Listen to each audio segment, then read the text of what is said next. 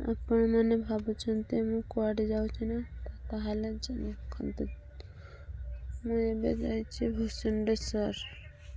ଦେଖିପାରୁଥିବେ କେତେ ଆଡ଼େ କେତେ କ'ଣ ହେଇଛି। ଏଠି ଦୋକାନ ସବୁ ବସିଛି।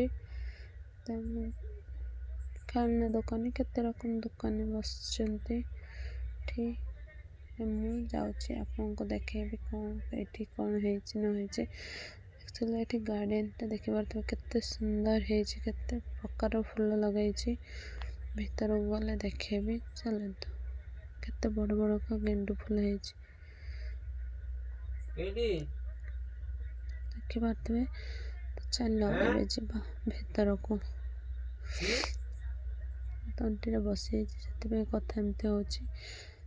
କିଛି ଦେଖୁଛି କେତେ ସୁନ୍ଦର ସୁନ୍ଦର ଫୁଲ ହେଇଛି। ବଢ଼ିଆ ଡିଜାଇନରେ ଲଗେଇଛନ୍ତି, ବଢ଼ିଆ ସେ ବହୁତ ରକମ ଫୁଲ। ତାପରେ ଭୋଳା ବାବାଙ୍କୁ ମୁଁ ଦେଖାଇ ଦେଉଛି, କେତେ ବଡ଼ ମୂର୍ତ୍ତି।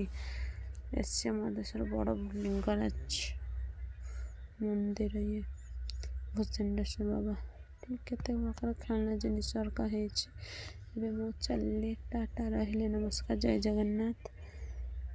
ତ ଆମେମାନେ ବାହାରିଲୁ କିଛି ଖାଇବା ଏଠି ମାଉସୀଙ୍କ ପାଖରେ କିଛି ଖାଇଲୁ, 12 ଭଜା। ତ ରହିଲି, ନମସ୍କାର, ଜୟ ଜଗନ୍ନାଥ।